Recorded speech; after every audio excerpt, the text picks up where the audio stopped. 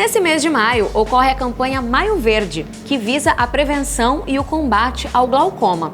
Para você ter uma ideia, o glaucoma é o problema de visão que mais causa cegueira irreversível em todo o mundo. E por isso, a gente começa o programa de hoje falando sobre a saúde da visão. Eu estou recebendo aqui a Karinina Ribeiro, que é oftalmologista, e o Oswaldo Araújo, que é empreendedor. Bom dia, gente. Bom dia. Bom dia, Bruna. Karinina, o que é o glaucoma? O glaucoma ele é uma doença que acomete o nervo do olho e quando ele não é diagnosticado precocemente, ele pode até levar à cegueira das pessoas. Ele acontece principalmente em pessoas mais velhas, então são as que a gente faz mais diagnóstico, mas ele também pode acontecer em criança, em recém-nascido, pode acontecer secundário a trauma ou algum problema que aconteceu na visão do paciente. Então, por isso é importante sempre acompanhar com o oftalmologista, porque às vezes a pessoa não sente nada, mas já pode ter a doença e ela já pode até ser avançada, entendeu? Ou seja, às vezes a pessoa tem e não tem sintoma, não apresenta sintoma. Geralmente é assim, porque o glaucoma a gente conhece no nosso meio como uma doença silenciosa. Então a pessoa não sente, não dói, não arde, o olho não fica vermelho e a doença vai se arrastando, entendeu? Sim. E o seu Oswaldo tem glaucoma. Como é que foi pra você? Começou assim, silenciosa? Você foi em exame de rotina que você descobriu? Exatamente, nunca pensei que ia ter glaucoma, né? Aí como eu faço regularmente, anualmente, o exame para trocar de óculos, aí nessa clínica que eu vou sempre, eles falam um exame mais detalhado, aí disse, ó, procura um especialista que você tá com um princípiozinho. Aí todo ano eu fazia exame bem específico mesmo e nada. Aí quando foi dessa última vez, ano passado, o doutor, você tem que fazer todos os exames de novo, mais 2 específicos, que foi a ressonância magnética de crânio e órbita. Aí disse, ó, você está com glaucoma. Só que está no começo, seu tratamento está sendo só com colírios, não se preocupe. Aí pronto, eu comecei a usar o colírio, aí na terceira vez que eu voltei lá, disse, ó, tá ótimo, sua pressão com 18 já é ótimo, vai com 15, né? Disse, sim. Aí Então, é porque descobriu no começo, né? Isso. O mais importante na doença é exatamente esse diagnóstico precoce, porque a gente não perde tempo, a gente já consegue iniciar o tratamento com colírio, que é o tratamento mais comum que a gente faz é com colírio mesmo. A cirurgia é em último caso, quando ele já não está mais respondendo ao tratamento com colírio, e aí já é um glaucoma mais avançado e grave. Sim. E quais são as causas do glaucoma? O glaucoma ele tem uma explicação principalmente genética e familiar. Então, quando a gente tem alguém na família que tem o diagnóstico, a gente tem que correr e fazer esse acompanhamento. Todo mundo tem que ir ao oftalmologista todo ano. Isso aí, independente de qualquer doença. Mas imagina quem tem glaucoma na família. Então, a gente já tem que deixar isso mais ligado na nossa cabeça para não deixar passar batido, né? Sim. E você tinha alguém com glaucoma? Não. Aí o doutor perguntou, você tem alguém na família? Eu disse, não, eu fui o primeiro a ser diagnosticado, né? Só que eu falei para meus irmãos, rapaz, eu uso óculos, rapaz, eu faço um exame específico, eles só fazem exame para trocar de óculos, isso aí não é... Não, você tem que fazer um exame específico para descobrir se está no início ou não, né? E tem a predisposição da idade também, né? Isso também, é mais comum o diagnóstico a partir dos 50 anos, e aí a gente também vê pela faixa etária, vê pelo sexo. Por exemplo, se a pessoa sofreu algum trauma prévio, fez alguma cirurgia ocular prévia, a gente também identifica esses fatores. Então, na verdade, eu gosto sempre de explicar para os meus pacientes que o glaucoma é um quebra-cabeça. Então, são várias coisinhas juntas. Não adianta só ter a história familiar, não adianta só ter a pressão do olho alta, porque também todo mundo associa, né, pressão do olho alta com glaucoma. Mas não é obrigatório uma relação com a outra. Em relação à criança também pode ter glaucoma? Pode, exatamente. Ela pode tanto ter um glaucoma congênito, quanto um glaucoma secundário, alguma doença ocular ou alguma doença sistêmica que ela venha a evoluir durante a infância dela, né? E aí, no caso da criança, é mais difícil detectar, né? Especialmente para os pais. Isso, exatamente. Até porque como o glaucoma é mais silencioso, em qualquer idade, na criança é mais difícil ainda, porque a criança não sabe falar, não sabe dizer o que sente, não sabe dizer se está vendo alguma coisa diferente. Então tem que prestar atenção mesmo, né, na dinâmica dela do ambiente, como ela está interagindo com as pessoas, com as imagens, com cores. Então, assim, levar ao médico. A partir de que idade a gente pode levar a criança ao médico, ao oftalmo? Desde o nascimento? É imprescindível levar logo em seguida ao nascimento para fazer o teste do olhinho. Sim. E ficar repetindo no primeiro ano de vida várias vezes e depois do primeiro ano de vida anualmente. Então, assim, desde que saiu o caso, né, nacional aí, a gente está tendo esse cuidado maior, as pessoas estão sabendo que existe doença no olho, que a criança tem que ir desde que nasce. Então, foi importante nesse âmbito, né, nacional aí. Sim. E em relação à gestante, que cuidado que ela deve ter em relação ao glaucoma? Pronto, o problema da gestante, da paciente gestante que já tem o diagnóstico, é que alguns colírios, eles não podem mais ser usados quando ela chega na gestação. Então ela tem que chegar na gestação e ela tem que programar essa gestação junto com o médico dela. E ela não pode ficar usando qualquer colírio por conta própria, porque o colírio pode fazer mal ao bebê.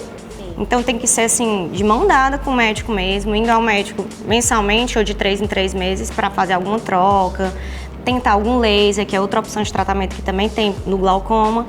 E em último caso, cirurgia, porque a gente não pode deixar a mãe cegar porque não está sem tratamento, né? Sim. E no seu caso, seu Oswaldo, você também descobriu que estava com catarata, né? Assim que o doutor descobriu que eu tinha glaucoma, ele disse, ó, você tem a catarata, mas muito pouca. Aí eu fiz o óculos novo e comecei a sentir diferença, achando que era o óculos que não prestava e tudo mais. Aí um dia eu andando no trânsito, que eu fechei esse olho, com esse aqui eu não enxergava quase nada.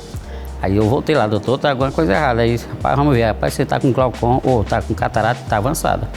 A estágio 2, que eu disse, eu sei que vamos fazer a cirurgia logo, né? E esse aqui já tava normal. Quando eu fiz desse, já tô sentindo que tem que fazer desse também. Mas no dia que eu fiz a cirurgia, no dia seguinte, no mesmo dia, logo já tá enxergando tudo nítido, não tá enxergando nada de embaçamento. Foi porque ele disse, ó, você descobriu também no início. No começo. É.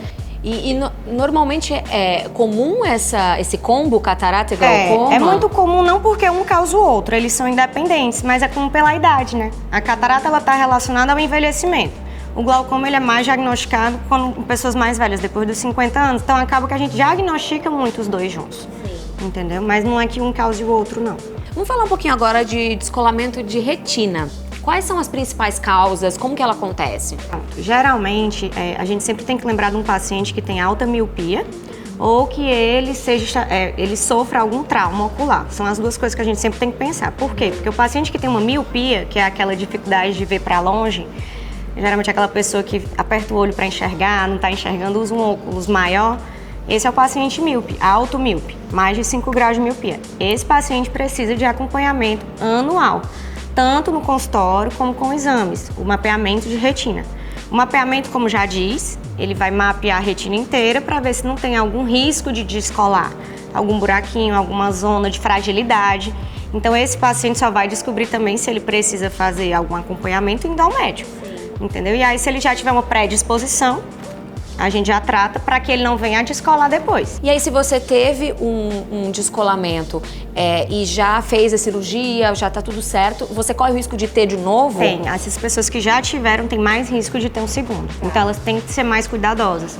E, Karinina, você gravou um vídeo pra gente, né, explicando aí o que causa prejuízo à nossa visão e o que a gente deve evitar fazer para manter a saúde dos olhos. Vamos ver? Então, gente, eu vim aqui dar algumas dicas para vocês do que vocês não devem fazer com os olhos para ter uma boa saúde ocular. Evitar o uso de telas em excesso. Por quê? Seu olho pode ficar com uma vista mais cansada, você pode ficar com o olho mais ressecado. Não usar colírio sem orientação médica, porque na verdade, se você usar o colírio errado, você pode ter algum prejuízo na sua visão em vez de ajudar. Então, sempre procura um médico antes de usar qualquer medicação. Terceiro, não usar cosméticos que não sejam para a região dos olhos. Sempre procurar um protetor solar adequado, aqueles cremes cosméticos para cuidar das olheiras e tudo mais, sempre tem que ser para uso ocular. Evitar coçar os olhos, isso pode trazer desenvolvimento de astigmatismo em alto grau e causar problemas na sua visão, além de microtraumas e algumas lesões. Evitar o uso de óculos falsos, sempre procurar um óculos de qualidade que tenha filtro de proteção contra ultravioleta, certo? E por último, mas não menos importante, evitar o uso de soro fisiológico nos olhos. Apesar do que muitas pessoas acham, às vezes pode fazer mais mal que bem, deixar os olhos mais irritados do que ajudar. Então é isso, gente. Essas foram as minhas dicas. Fiquem atentos e cuidem dos olhos de vocês. Em relação às luzes, tem alguma luz que a gente precisa evitar, tomar cuidado? Sim, com certeza. A principal que a gente tem que evitar são os raios ultravioletas diretamente no nosso olho, né? Muita gente não sabe, mas os raios ultravioletas, os raios que são emitidos principalmente pela luz do sol, eles são danosos ao nosso olho. Então a gente tem que estar se protegendo, né? Tem gente que vai à praia, o dia está nublado, não usa o óculos escuro porque está nublado, mas mesmo assim tem aqueles raios ultravioletas, né? Outra luz que está muito em pauta hoje em dia é a luz azul. A luz azul é aquela emitida pelas telas. Não é que a luz azul em si faça mal à visão, mas é o excesso dela. E em relação à maquiagem, tem algum cuidado que a gente precisa ter específico? Os dois principais que eu sempre falo com meus pacientes é não dormir de maquiagem. Faz um mal assim, a longo prazo, acumulativo vai ser bem importante. E não compartilhar a maquiagem. Por quê?